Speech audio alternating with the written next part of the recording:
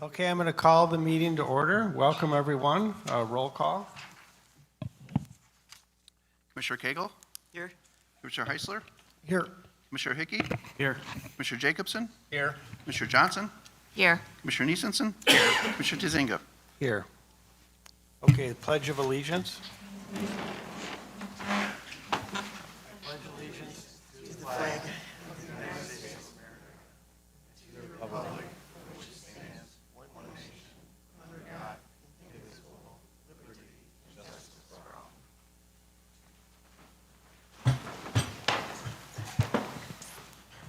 Okay, is there a motion to approve the agenda? I move to approve the agenda. Is there a second? I will make a second to approve the agenda. Anybody opposed? Okay, the agenda is approved. Matters from the public. John Martin.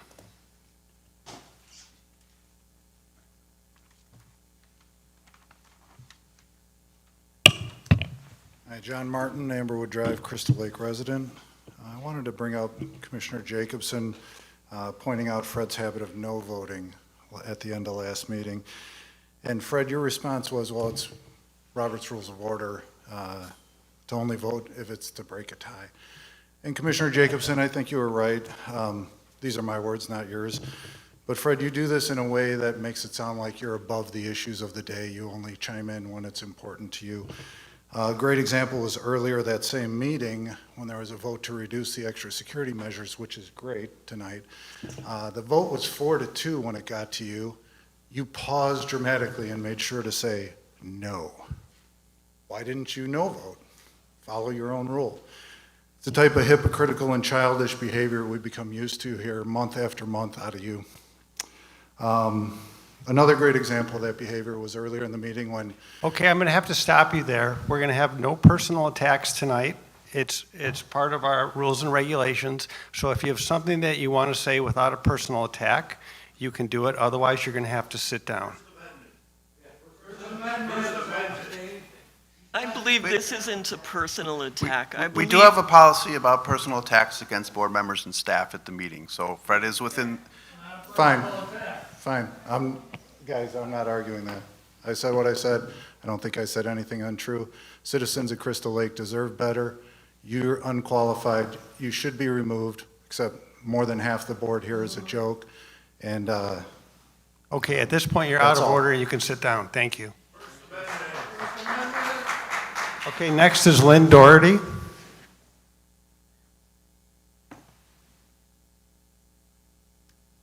Hi, my name's Lynn Doherty.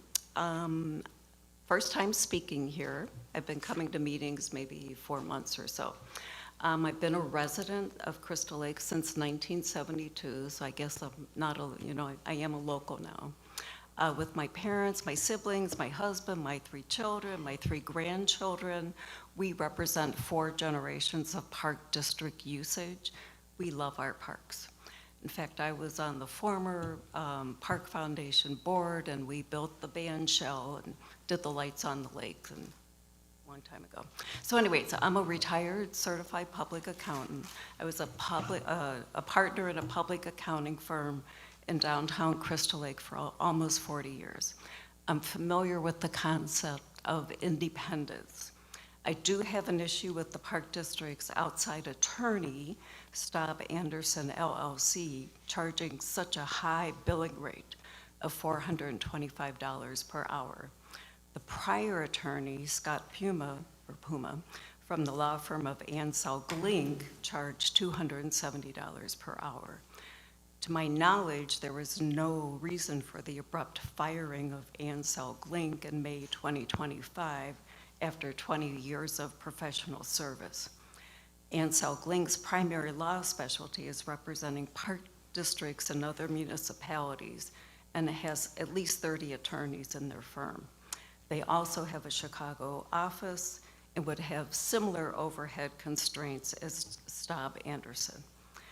I understand Staub Anderson was hired at that same meeting in May that Ansel Glink was fired without any vetting, prior knowledge of the executive director, or an approval of a request for proposal for the office of the Park District Attorney.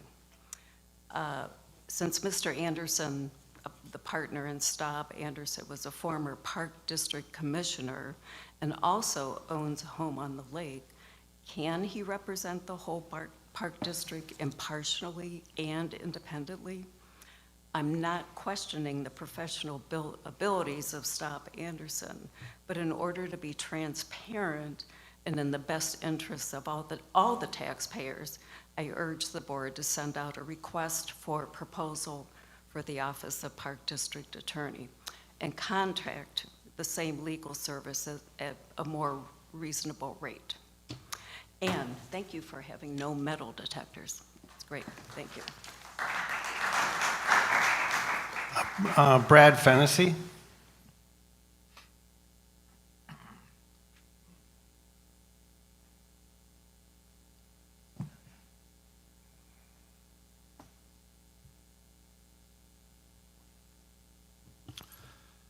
Good evening.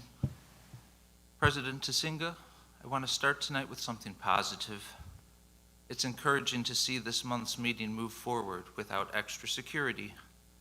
It feels like an olive branch, a sign this board is willing to restore some trust with the community. It's a small but meaningful step we all need to see in 2026, and for that I thank you. That said, I must address a concern that hasn't shown any signs of improvement yet. As a statement of fact, the way you speak to your fellow commissioners, specifically Commissioner Cagle, while also dismissing concerns of the residents you represent, reflects a leadership style that needs adjustment. At December's meeting, you said it is the job of citizens to watch and not disrupt. Is that really what you believe? Every citizen here has a responsibility to speak up when governance goes off track. It's our right, protected by the First Amendment, and our duty to stand up when we see problems coming from our elected officials. I understand that you have suggested to remove citizens who speak out of turn at these meetings moving forward. Let me be clear. Speaking up is not a disruption. It is the role of every citizen here. Our collective voice is not only a right, but a responsibility. We continue to speak out because we care. Residents feel compelled to raise concerns when leadership dismisses or belittles them, or when voting blocks overshadow collaboration. The friction you perceive is not coming from us. It comes from a leadership style that treats accountability as a threat. We hope you will lead with civility and transparency in 2026. Actions like dissolving entrenched voting blocks, engaging respectfully with fellow commissioners, and listening to community concerns would demonstrate the leadership we deserve and help restore some trust. Until that happens, concerned citizens like me will continue showing up, holding this ward accountable, and standing up for the community we love. Because what we are asking of you is not out of order. Thank you. Bruce Mazurkiewicz.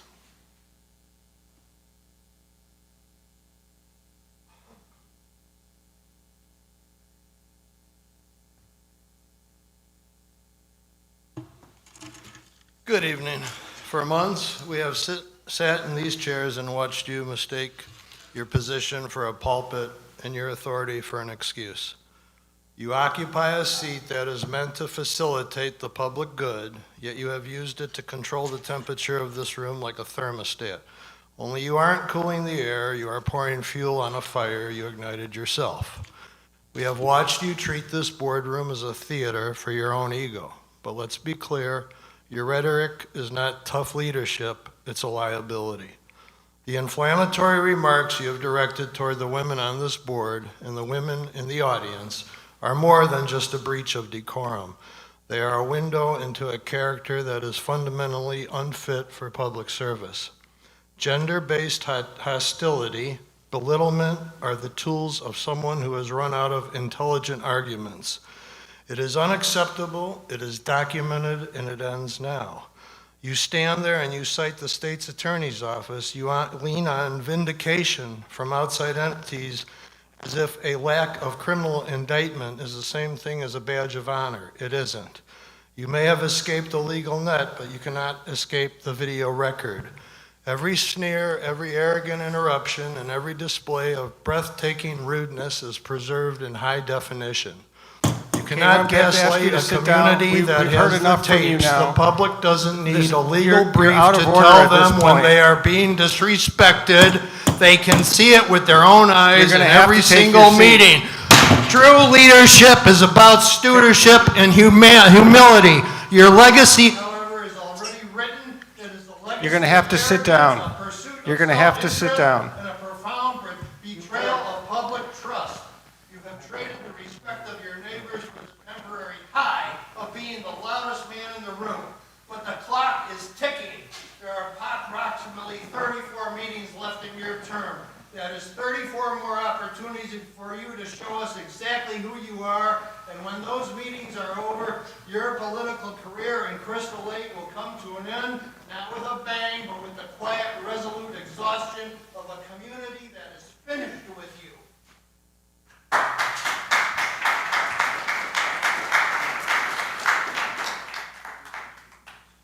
So you guys, we're not going to have a meeting full of political attacks and personal attacks. You can come up and talk about an issue if you're interested in it, but we're not going to have attacks. We're going to run a nice, civil meeting. Next is Sean Zimmerman.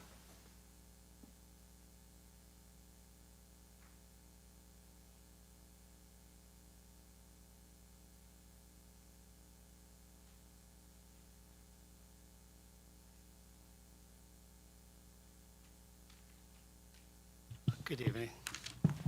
Sean Zimmerman, resident of Crystal Lake, former board member as well. Good evening to you all. I'm just here to speak about transparency and consistency in how this board operates, specifically the role of the board president. I'll keep the tone down. Historically, the board president has voted on agenda items like every other member. That practice made the president's policy positions clear to the public and ensured accountability. However, the president has chosen not to vote except in the case of a tie. Although you may be following Robert's rules, which I know, this may be procedurally allowed. It is far departure from the long-standing precedent of this board's past decades of being in existence. More importantly, it limits transparency. Residents deserve to know where every elected official stands on issues before us, especially presiding over this board. The president's role is not just about managing meetings. It's about clearly representing values and positions. When the president withholds votes, the public loses insight into their stance on matters that directly affect this community. I respectfully ask the board president to follow the precedent set by the past presidents of this board, vote on agenda items, provide the transparency and accountability that residents of Crystal Lake and Lakewood expect and deserve. Or I ask the board to remove Fred from the president's position and place a more deserving and competent member in that position. Thank you. Michelle Themos.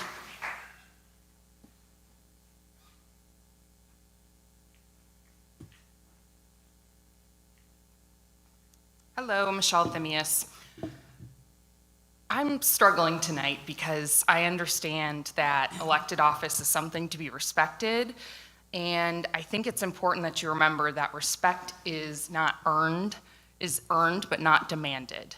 So, you know, when we read your book that says, remember, as your wife is enjoying screwing up her entire life, she will likely screw up her own. Okay, we're not going to have any personal you will attacks emerge. tonight. We've talked about my book multiple times. You can go review the tape. That's not pertinent. It's not First Amendment. We're not These going to are have it your at this words. meeting. We're not going to have it These at the are meeting. your words. You can sit down. Listen, you can give the tape to the And state's you will attorney and emerge you can stronger and decide. better. Karma is a bitch, so hang on there, gentlemen. Men become Can you guys sit her down, please? They're leaving the merit at their own risk. Okay, you're out of order. You need to sit down. You're out of order. They're your words. You're out of order. This is not pertinent to our meeting. Thank you. Okay, Carolyn Schofield.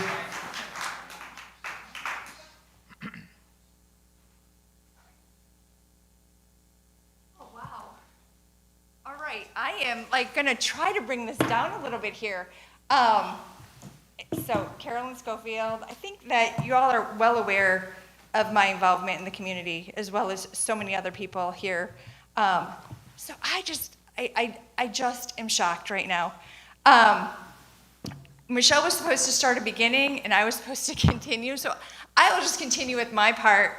And it was about the RFQ for your council. So I want to just continue with Mr. Anderson's experience has raised red flags about his appointment. A cursory look at his background discloses that he, in fact, does not only not have vast experience in representing park districts and applying the park district code, but in fact has little, if any, experience. Before hiring Anderson, you will recall that an interview process to vet candidates for the district's attorney was not conducted. The motion did not ask for the executive director to send out invites to other attorneys and law firms with experience in representing park districts, and which they need knowledge of an entire chapter of the Illinois Municipal Code consisting of almost 20 separate articles. At the meeting where Eric introduced himself and his credentials, he indicated that he represented the Pleasantdale Park District. And in fact, when the Pleasantdale Park District was FOIA'd, the legal representative of the Park District wrote back that the office represents the Pleasantdale Park District, the districts in receipt of the FOIA, I'm paraphrasing for time. Our law firm has represented the district exclusively since 2009. Neither Mr. Anderson nor anyone at his firm has been employed or compensated by the district for work in any capacity since our firm has taken over. He also touted his experience with the Chicago Park District. A FOIA with the Chicago Park District stated that the Chicago Park District had received the FOIA and stated written fee agreement with Eric Anderson and/or Staub and Anderson and the law firm, hourly rate charge, a search, it says the FOIA, all the requests in a search conducted provided no search parameters. The search returned negative. There were no documents responsive to the request. The lesson is clear. The experience of Eric Anderson to represent this esteemed park district as its attorney was not vetted. If it had been vetted, the park commissioners would have learned that 2 of the park districts Anderson relied upon in supporting his experience disclosed in FOIAs that they have no records of him working for them. Anderson has professed at the meeting in June to step aside if he is getting in the way. Please take him on his word that this statement was made in good faith to the residents of the Park District. We request the Park Board to vote to approve the initiative for a request for qualifications. Anderson can submit his qualifications with the other firms and attorneys who apply, and the board and the public can make the decision on this appointment in a transparent. Hey, Carolyn, can you wrap it up? Your time's up. Okay, but I think I still actually had 30 seconds left. No, you actually don't, but if you want to wrap it up, you're I done. was going to actually end on a positive note. He's timing you. I was going to actually end by saying that I wanted to acknowledge that most of you who have actually increased the transparency and listened to the community over the last few months. Oh, see, there's my alarm going off right now. So, and I wanted to thank you for doing that, but I would encourage you to support the RFQ for an open, fair, and transparent process. So thank you all for being here and for representing the community.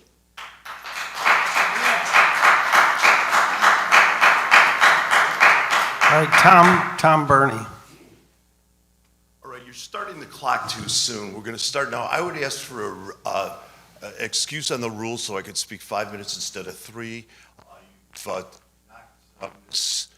Timios out. She was going to deliver part of the remarks. So could we have a motion, please, to extend to me the time of 5 minutes instead of 3 to No, make my no, remarks? we're not No, gonna you're have a not, no, motion. it's a vote. Could we have a No, motion? it's not a vote. I'm presiding over this. You get 3 minutes. and then No, you're it's a into it. vote. Can we please have a motion? Okay, at this point, you're out of order. No, I'm not. No, I'm not. you- You are squashing First You Amendment. can take your 3 minutes now, or you can sit down. Go ahead. Then I want to talk to you about the request for qualifications, and the question is, why should you support a request for qualifications? And I ask you to reflect on the time back when Anderson was appointed, and it wasn't an organic opinion at all, or an organic position. The four of you know that this was all set up before you even took over the board. And you've got to recognize that that is not right, that there should be a request for qualifications. And then when you hear that he doesn't have the experience, I'm sure I'm going to probably be accused of making a salacious statement, but it's a historical precedent of when Andrew Jackson talked about William Clay voting for John Quincy Adams, that it was a corrupt bargain. And that's what I'm talking about. That is what happened here, Mr. Heisler. This was all set up to give Mr. Anderson the job without any reasons that you offered as to what was wrong with Puma. And then the professional way to do this is to do a request for proposals, which is what is on your agenda tonight. And you have got to think, $425 an hour. You have seen what other park districts, what other municipal attorneys are charging. This, my friends, is obscene. And I know that one of the patrons of Mr. Anderson is going to point out how much Puma voted over a 6-month period of time versus what Anderson charged. But the first bill that this gentleman paid, which was not included in this analysis, was $3,800. And I know he has touted that his $420 an hour is going to get you more bang for your buck. Well, when you bring that information up, Mr. Dickinson, I ask you to tell us, what has he done that makes him worth more than $425 an hour? So don't you realize that that first decision that you made back in May has clouded and ruined your credibility? He says he's in the way. He is in the way, and there is nothing wrong with doing this request for proposals and looking at the other attorneys that, and it doesn't have to be Puma, there are a lot of other good municipal park district attorneys. So I urge you to remove this cloud from your decision-making. Do a professional request for proposals like a professional organization would do, and then you can vet it. Anderson can apply himself, but only if you think that that he could actually demonstrate that he's worth $425 an hour and that he's giving you more service, and not only you, but Okay, the citizens of Tom, it's this time to wrap it up. community, the Your best 3 minutes service. are up. Thank you very much. Appreciate it. I bet you do. David Bradburn.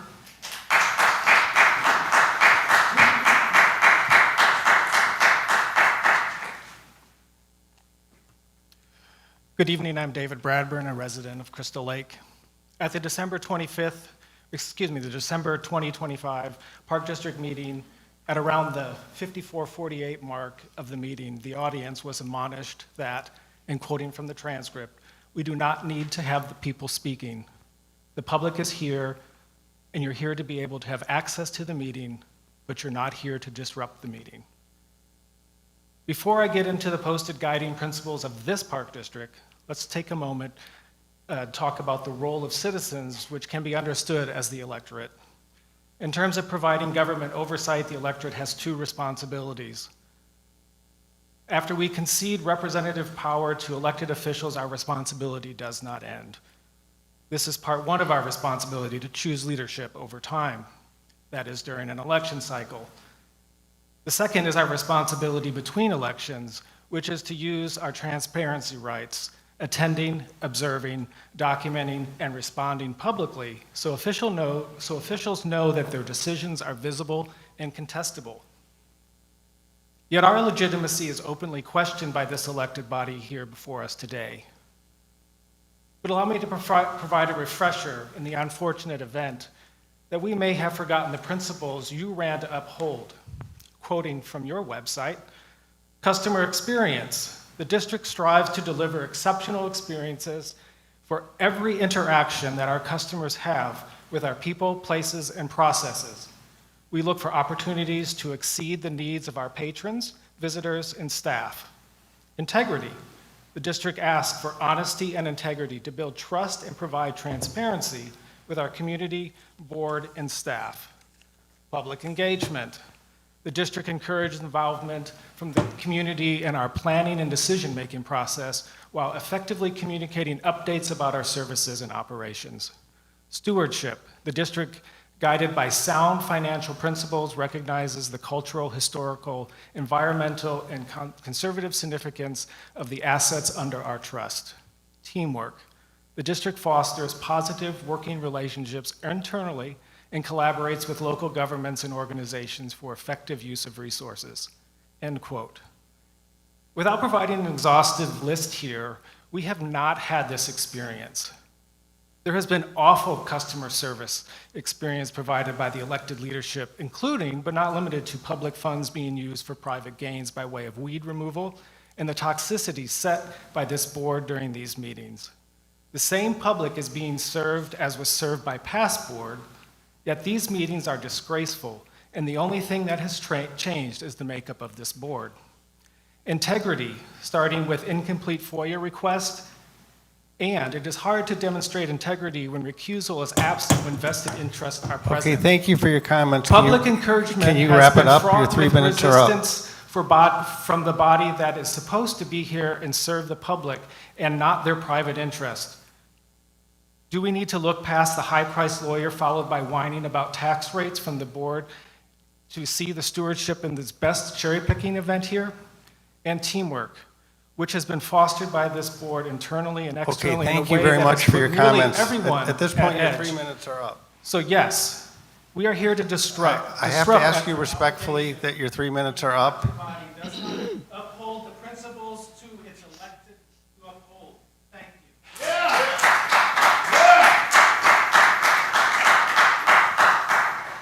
I just want to remind everyone that we're here and we're respectfully listening to all your comments, but it's a 3 minute, and I try to be gentle and say your 3 minutes are up, wrap it up. And so please don't take offense to that. The last person is Mandy Monford.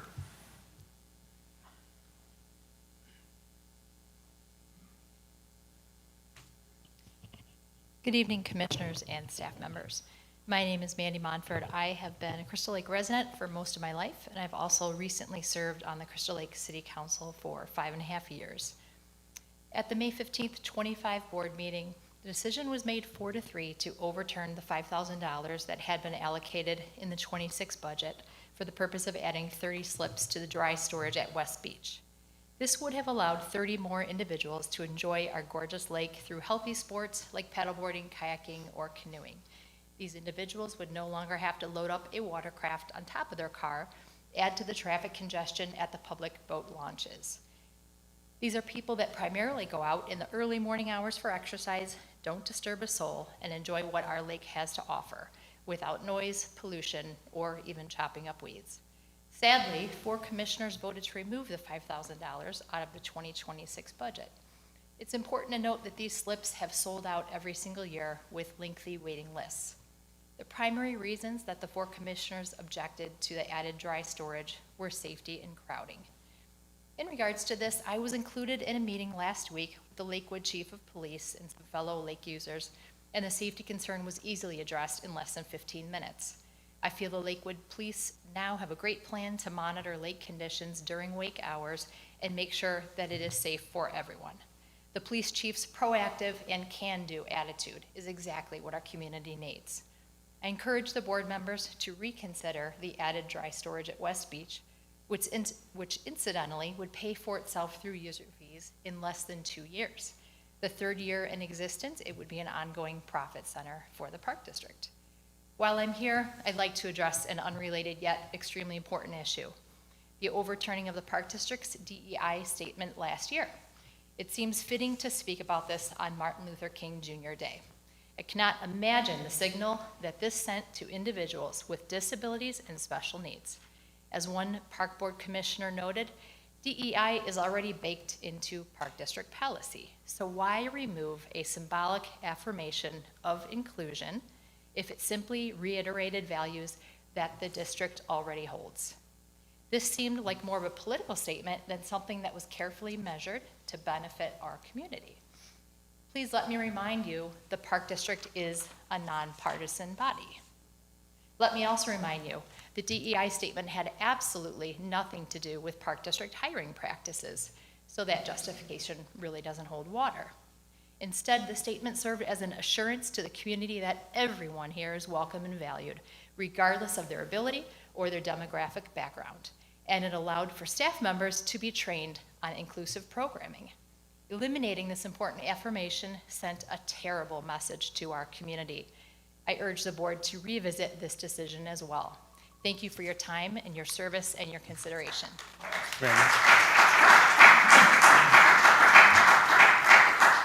Okay, moving on, there's no unfinished business, as far as I know, so moving on to the consent agenda.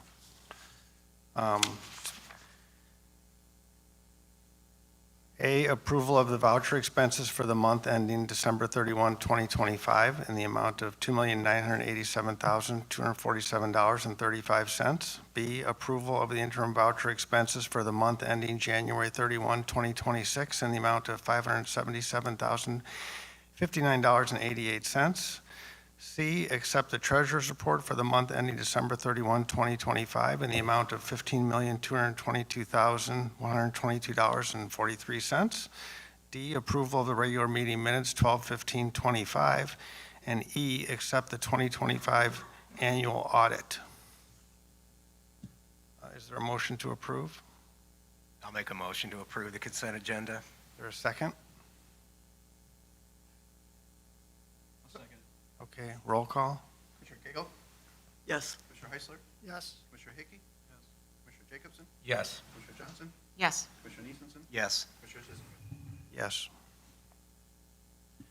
Items removed from the consent agenda, there are none. Agenda items. A, ordinance 25.26.10, tax abatement series 2022B, ordinance 25-20 or .26.11, tax statement series 2024A, comma, and ordinance 25.26.12, tax abatement series 2024B. Jason? So this is an annual housekeeping measure that we do. We abate the taxes we're able to collect for these bond issuances as they're paid with other revenue streams of the Park District. So anything to add, Tina? No, that was perfect. Okay, is there any discussion, Eric? Those are not taxes that you could just levy. Those are taxes that if you did levy, they would reduce your levy authority. So there's never an intention to levy them. There was always the intention to give security that if you didn't have those funds, the tax base was there, so that you get a better return on the investment. But if you did have to levy, you would be in trouble, right? So this isn't, you're abating, but you're abating so that you don't limit yourself in the future as well. Thank you. Any other discussion? Is there a motion to approve?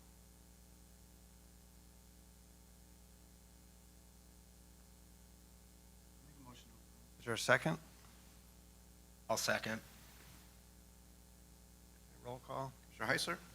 Yes. Commissioner Hickey? Yes. Commissioner Jacobson? Yes. Commissioner Johnson? Yes. Commissioner Neesensen? Yes. Commissioner Cagle? Yes. Commissioner Tizio? Present. Okay, resolution 25.26.02, transfer of funds. Jason? So this is an annual thing we do once the audit's complete, where we use basically two sources to do capital improvement work in the Park District. Surplus fund balance, which is fund balance that's over the amount we're required to keep on hand per our fund balance policy, and then issuance of a debt. So this motion is to transfer money from the corporate fund, the Lippold Family Golf Fund, and the Racket Club into the Capital Projects Fund to continue with capital project work for the district. Any discussion? Is Is there a motion to approve? You have discussion? Go ahead. So can this 991,000 be allocated to the maintenance facility, or is that something totally different? Yes. Is there a plan to do that, or what is the thought for? So that's kind of going into the next, or item D, but yeah, we're gonna get that whole amount approved, and some of this money would be most likely going towards that project. Is there a motion to approve that?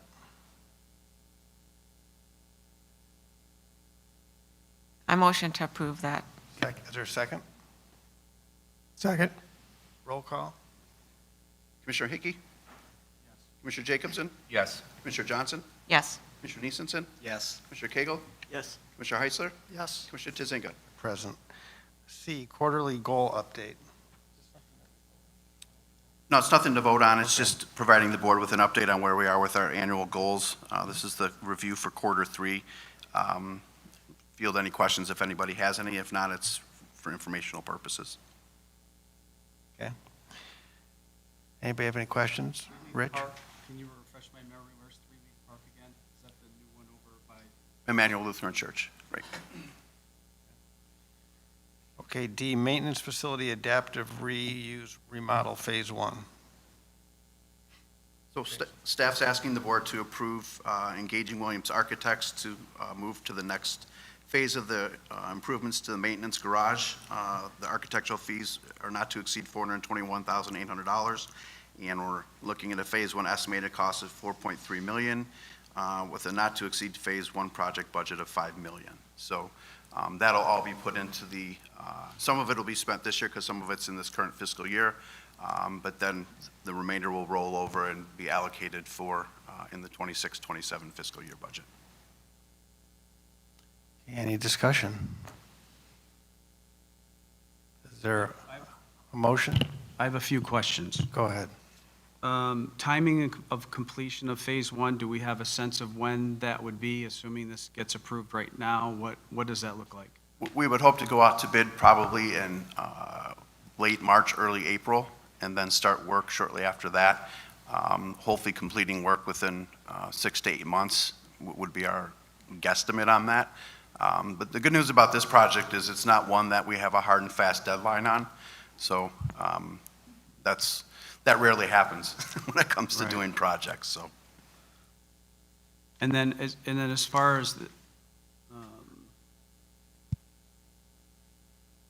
what is the partial FFE? What is that? That's it within this? Furniture, fixtures, and equipment. Oh. Some of it we're providing, some of it will be part of the bid process.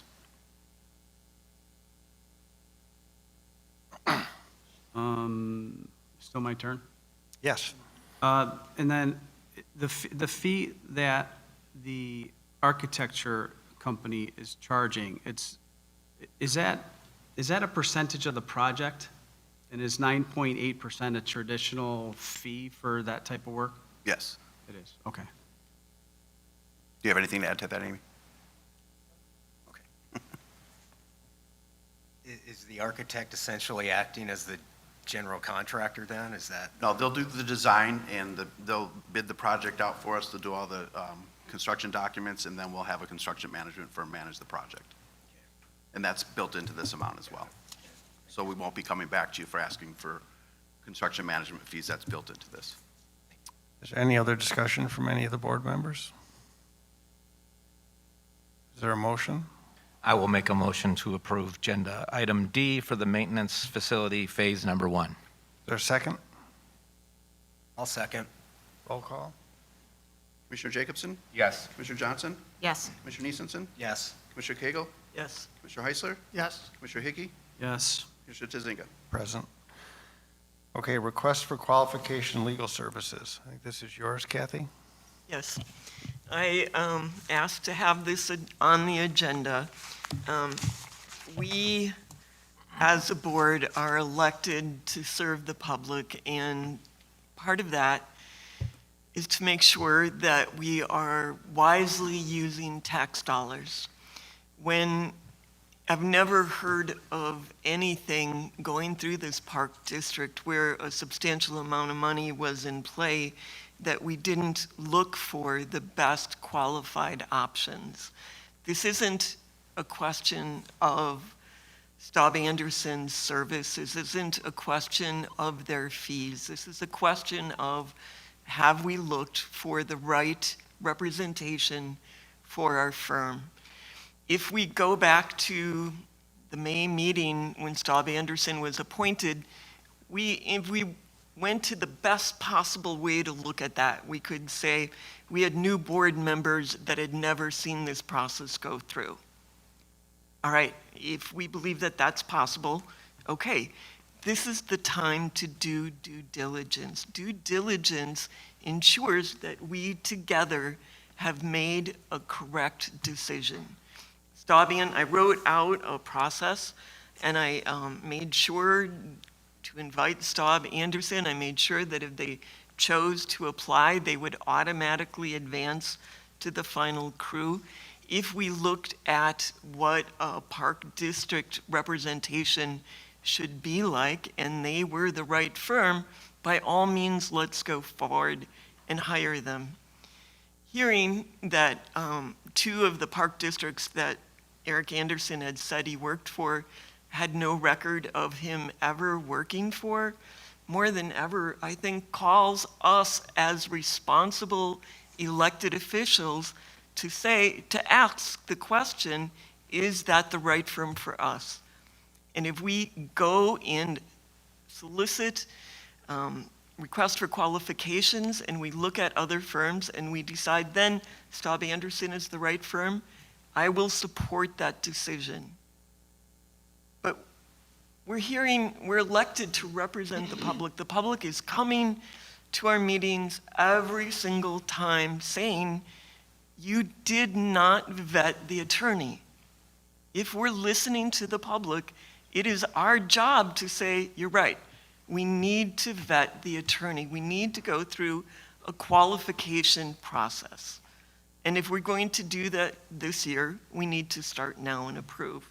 So I ask you as elected people who understand you are responsible to the public to approve this RFQ and to go forward and do the right thing.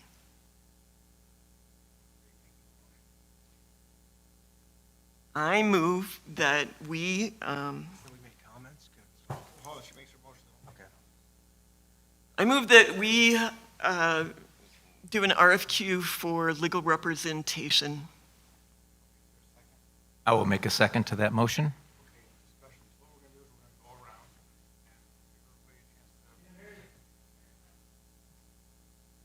We're going to go around and give everybody a chance to comment on this. So Commissioner Hickey? I really don't have much to say. I don't have any issues with what Eric has provided for us, so I don't have any more of a comment than that. Okay, Commissioner Heisler? I too don't have any other issues. I like Eric's counsel. I mean, if we have I think we should push this out, more than 6 months to determine this. Commissioner Jacobson? Based on the information that I've heard recently, based on the information from what the public is bringing up, based on the information that what Kathy has mentioned about Eric not having record at these other park districts, I think this proposal is an absolute no-brainer. I don't need to see anything else. I think we're going to find out who would support this motion and who would not, but that's where I'm at. Commissioner Johnson? Yes, I agree with this RFQ. I think it's very important that we are having the right attorney and that, we didn't have any ideas of the cost that this might cost us to have Eric. And also, I didn't like how, I was uncomfortable at that meeting when he went from a commissioner to our attorney. So I agree with this. We need a RFQ. Okay, Commissioner Nissenson? I think there's been a lot of misrepresentation of Eric's hourly fee when compared to billable hours. That needs to be examined. It can't be just one lump statement that says, hey, we would have saved a lot more money because prior council would have basically charge the same billable hours. That's not the case, and that'll be investigated between now and the next meeting. Eric promised us that he'd be working more efficiently, more conscientiously, and I think what's going to happen is it's going to vet out exactly to be that, and that we saved $2,554 over the last 6 months, and that's a fact. And we can't say that's because more or less would have been charged by or billed by the prior council, so I don't buy into that. I would like to ask if, Eric, would you like to speak to what's being going Yeah, on? so hold on, are you done? I'm done. Okay, so I'm going to speak, and then I'm going to give you the floor, and then we're going to vote. So I teach medical students as one of the things that I do. I think you guys know that. And I teach my medical students that you need to hear something and learn something 7 times usually before you really can remember it. So I'm going to start doing that here tonight. After 8 months of listening to the histrionics from the media and the audience about our so-called high-priced new attorney, I'm here to tell you the facts. Despite a higher hourly rate, the Anderson Law Firm has been cheaper by $2,500 if you look at the last 6 months of legal bills. Again, the Anderson Law Firm has been cheaper by $2,500. Again, the Anderson Law Firm has been cheaper by $2,500. Again, the Anderson Law Firm has been cheaper by $2,500. I'm not going to knock it off. And this is my meeting. This is my meeting. You are such an arrogant shit. The Anderson Law Firm has been cheaper by $2,500. And I'm hoping that the paper prints that, because the paper needs to print that. He's actually been cheaper. So now why call for an RFP? That's really the question. First, there has never been an RFP in over 20 years, with the previous law firm. That fact alone is a serious indictment of the previous boards over the last 2 decades. These boards never questioned Of which the high Eric cost. Anderson was a member. They never questioned, please do not interrupt me, I did not interrupt you. Oh, you interrupt me constantly. Now, you know that not to be true. I let you say your whole thing, and I would appreciate if you would let me finish my comment, I will okay? be quiet for the rest of it. Thank you. So, there's never been an RFP in over 20 years with the previous law firm. That fact alone is a serious indictment of the previous boards over the last 2 decades. Those boards never once questioned the high cost to the prior firm that they had. Frankly, we shouldn't be surprised by this, as this board voted to raise your taxes despite having a $14 to $17 million surplus, and they also voted to approve a maintenance facility that's going to end up being about $8 million over budget. Second, it has become very clear that hourly rates have no correlation to total legal costs. If an RFP were truly about savings, it would need to be structured as a capped monthly fee. I'm confident that very few law firms would entertain that. Third, Puma's law firm should be excluded from any RFP entirely, because we already know without question they would be more expensive. We've looked at their last 6 months and compared it to the 6 months with Eric. Fourth, Anderson's firm has presided over the most tumultuous periods this Park District has seen in recent history. They have skillfully guided and kept us out of any wrongdoing, and this has been independently verified by over 5 state's attorney complaints, all of which resulted in complete vindication. Anderson's firm has also handled multiple 5-hour meetings, innumerable FOIA requests, and unprecedented scrutiny by the public and the state's attorney, all at a lower cost than the previous firm, a lower cost. Finally, an RFP is not required to change legal counsel. If you take the time to read the rules and regulations, that is very clear. So raising the specter that this change was improperly done is simply untrue. Anderson has been cheaper, smarter, and better. For all these reasons, I urge the board to vote against any RFP. Floor is yours, Eric. Thanks, Fred. If you all feel underserved or overcharged, or you have questions about my experience, please ask me. I'm happy to talk to you about it. There was mention that I didn't represent the Pleasantdale Park District, and I represented them for 15 years, so I thought that was worthy of mention. In fact, I still remember their debt service extension base, 552-790. I argued for them in front of the appellate court. I went to 2 meetings a month for 15 years, and I also went to which includes the Flag Creek Golf Course, which was an intergovernmental agreement with the city of Countryside. That was my client. Like the city of Benton Harbor, when I first started out, it was my client. I served them, and I served them in the way that I handle all my representation. I really try to have a deep understanding and give good representation. I have a lot of clients that are very loyal to me because I do try to do the very best I can. I'd share more of my clients with you, but people have been foiling all my clients and disrupting them and trying to drive a wedge in between myself and my clients. I never said I represent the Chicago Park District. That's absurd. They're represented by Corporation Counsel. They have their own in-house counsel. Nobody represents the Chicago Park District as their general counsel other than their Corporation Counsel. But I do represent the Adler Planetarium, and that sits on Chicago Park District property. So I may have said that. I think I did say that. And I have other clients that have dealings with the Chicago Park District, but to say I represent them is kind of, ridiculous. I hope I didn't say that because and if I did, I hope somebody would have caught me then. Anyway, I'm happy to serve this board. I have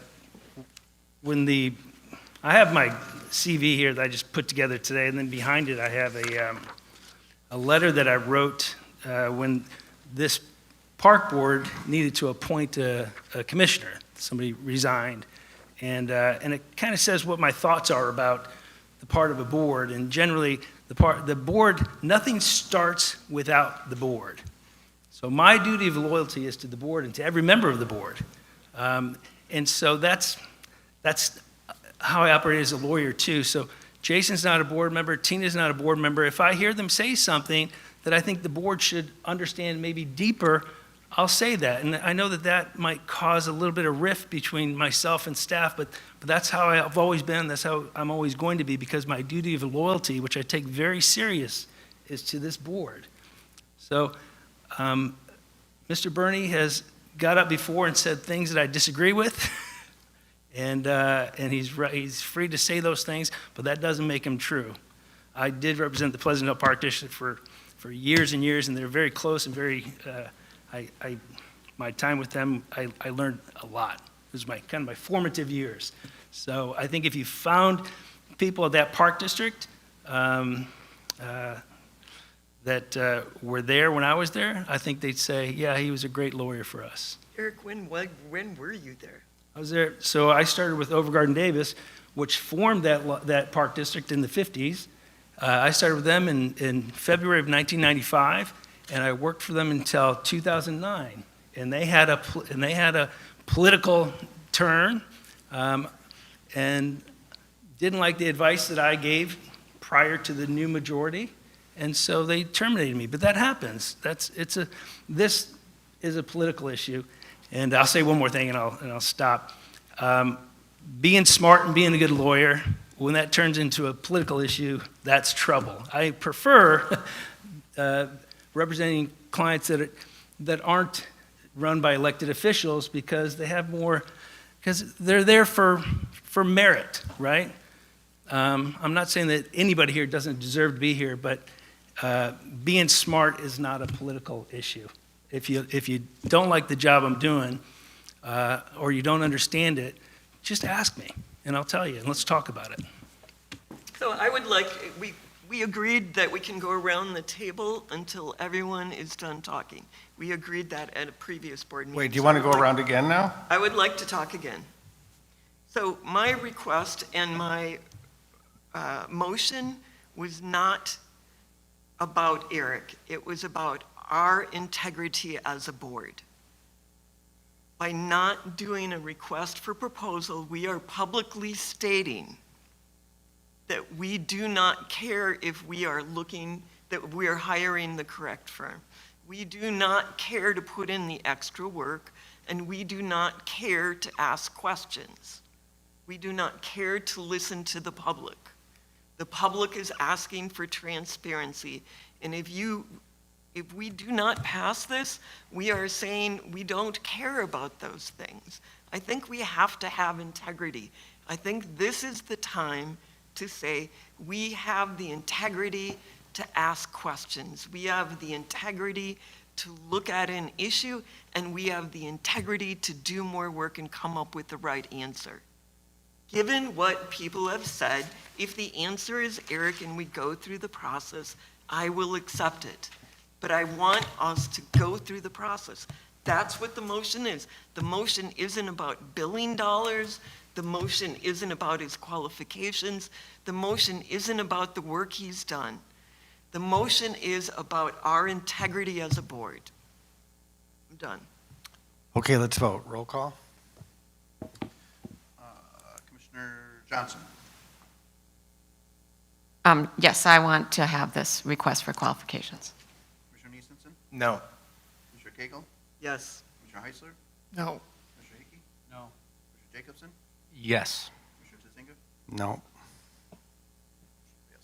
Okay, reports to the board. Eric, do you have anything? No. Just one thing from me. I emailed everyone today an invite to a legislative breakfast that'll be held at the Mundelein Park District on February 27th at 8 a.m. If you're interested, please let me know. What that is our state legislators are there to talk about upcoming things going on in the current session down in Springfield, along with IAP talking about some of their platform initiatives that they'll be working on this year. So that's all I had. Tina? No, excuse me. Can you bring up the budget meeting date with everyone, please? Yes, that will be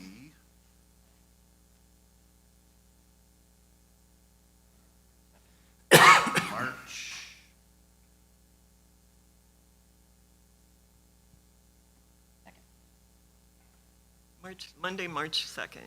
And can you talk about what it is and how everyone should plan on participating? Sure. So you'll be receiving the budget binder, which will have a lot of information. It'll have line item budget information, a memo outlining things the staff are requesting in the budget this year, some information about what was accomplished last year, things that are rolling over into the new fiscal year that we're budgeting for.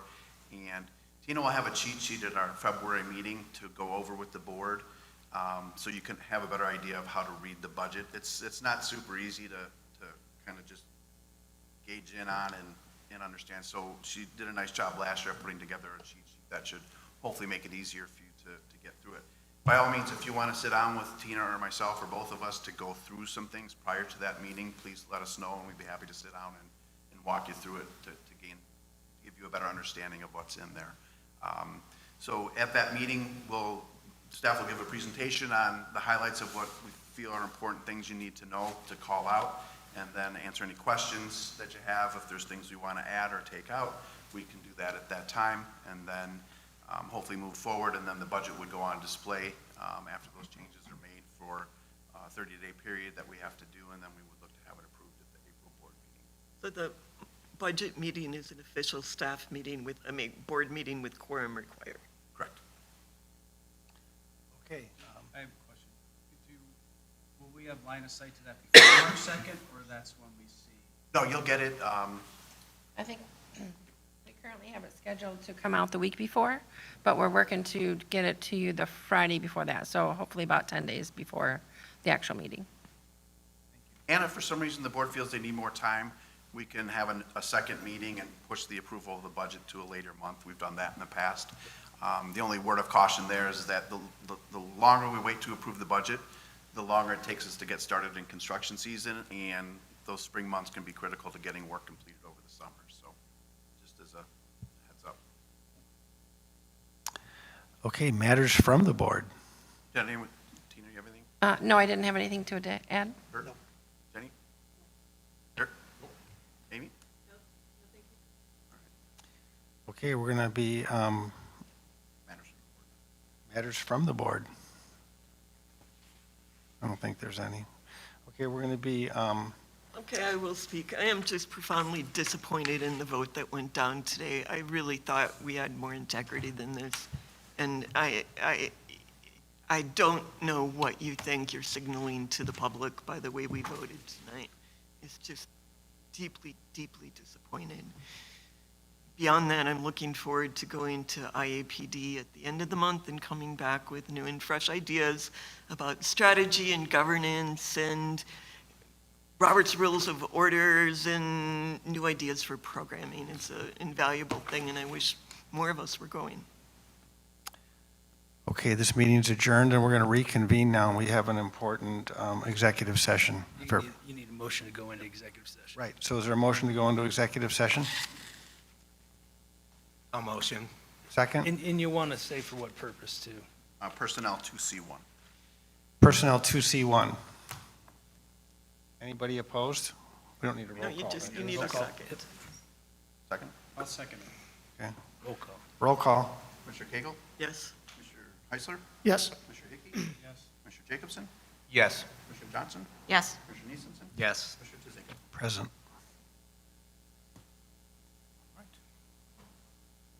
Put a 2-minute break and then adjourn.